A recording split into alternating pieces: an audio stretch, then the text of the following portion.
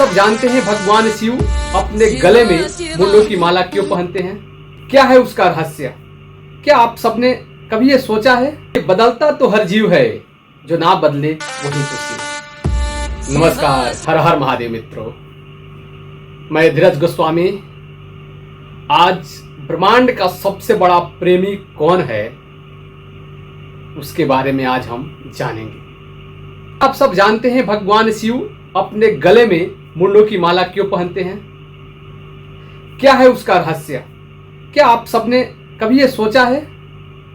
इसके बारे में भी आज हम बात करेंगे कि भगवान शिव अपने गले में मुंडों की माला क्यों पहनते हैं। लेकिन उससे पहले हम ये भी जानेंगे कि संसार का सबसे बड़ा प्रेमी कौन है।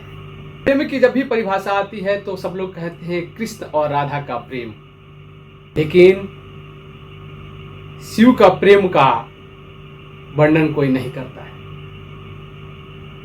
देखिए, शिव दुनिया का सबसे बड़ा प्रेमी है।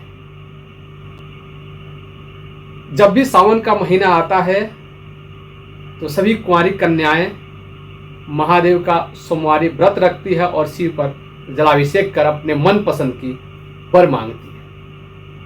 एक गजब विडंबना है इस संसार की कि पूजते किसी और को हो और कहें, चाहते कुछ और हैं और है कुछ और।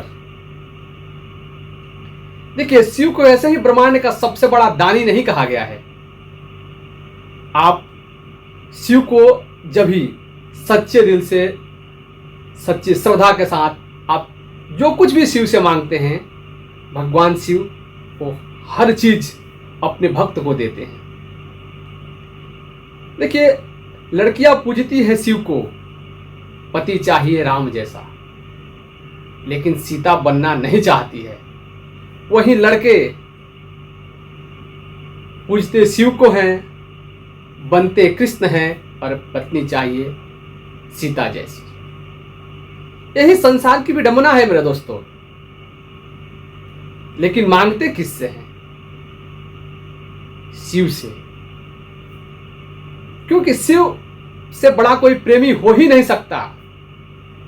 एक शिव ही है जो अपने भक्तों के दिल की हर बात को समझते हैं। शिव अपने गले में मुंडों की माला इसलिए पहनते हैं कि वो दिखाते हैं कि उनका और सती का प्रेम कितना अटूट है।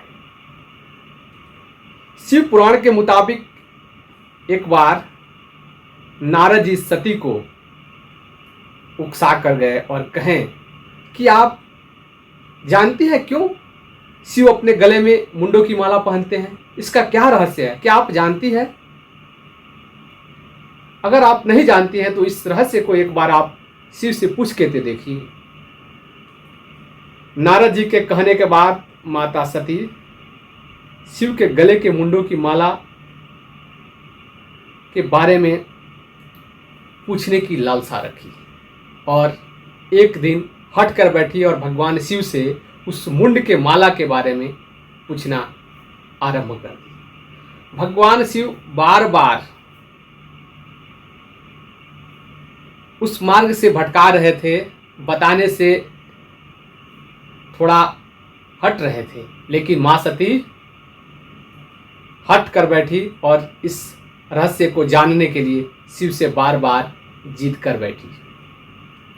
शिव जी ने बताया कि जानती हो सती, इस मुंड के माला को मैं अपने गलों में क्यों पहनता हूं? क्योंकि अभी तक तुम 107 बार जन्म ले चुकी हो। ये तुम्हारा 108वां बार है, इसलिए हमारे गले में जो ये मुंड की माला है अभी 107 है। तुमको फिर एक बार जन्म लेना पड़ेगा, तब जाके ये मुंड का जो माला है 108 ये पूर्ण होगा। सती ने बोली, आखिर मुझे ही क्यों जन्म लेना पड़ रहा है, आपको क्यों नहीं? भगवान शिव बोले कि मैं अमर कथा जानता हूं, इसलिए मुझे अमृतत्व प्राप्त है, मुझे जन्म लेना नहीं पड़ता है, मैं जीवन और मृत्यु से परे हूं। माता सती भी बोली, तो मुझे क्यों नहीं अमृत प्राप्त हुआ?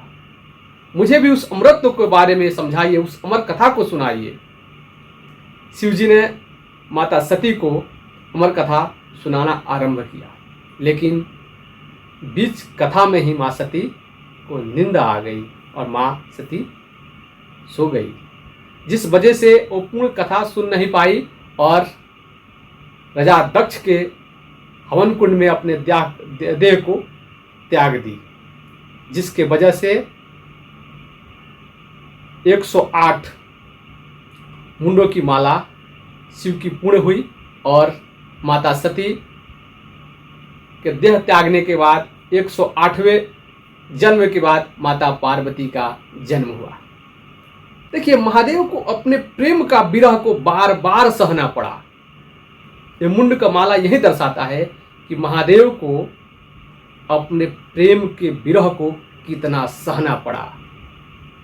इसीलिए प्रेम की असली परिभाषा और प्रेम का दर्द कोई जानता है तो महादेव ही जानते हैं।